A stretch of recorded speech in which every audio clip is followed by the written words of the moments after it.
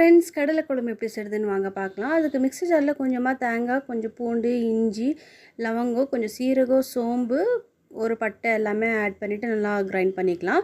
இதில் இப்போது 2 தக்காளி 2 வெங்காயத்தை ஆட் பண்ணி நல்லா ஃபைன் பேஸ்ட் பண்ணி வச்சுக்கலாம். இப்போ குக்கர் ஹீட் ஆனதும் 2 ஸ்பூன் ஆயில் போட்டு கொஞ்சம் கடுகு, கொஞ்சம் கருவேப்பிலை, கட் பண்ணி வச்சு ஒரு பெரிய வெங்காயத்தை ஆட் பண்ணி நல்லா ஃப்ரை பண்ணிக்கலாம். இதில் இப்போது 2 கத்திரிக்காய் ஆட் பண்ணியிருக்கேன். செனவை வந்து ஒரு 4 ஹவர்ஸ் ஊற வச்சுட்டு ஒரு விசில் வச்சு எடுத்துகிட்டு அதையும் இது ஆட் பண்ணிக்கலாம். இப்போ நம்ம ஃபைன் பேஸ்ட்டாக அடிச்சிட்டு நம்ம மசாலாவை ஆட் பண்ணி நல்லா ஃப்ரை பண்ணிக்கலாம். இப்போ பச்சை வாசனை போனதும் இதில் 2 spoon chilli powder, 2 spoon coriander powder add பண்ணி நல்லா மிக்ஸ் பண்ணிக்கலாம். இதெல்லாமே நல்லா மிக்ஸ் ஆனதுக்கப்புறமா இதில் வந்து நம்ம இப்போது தேவையான அளவு உப்பை ஆட் பண்ணிக்கலாம்.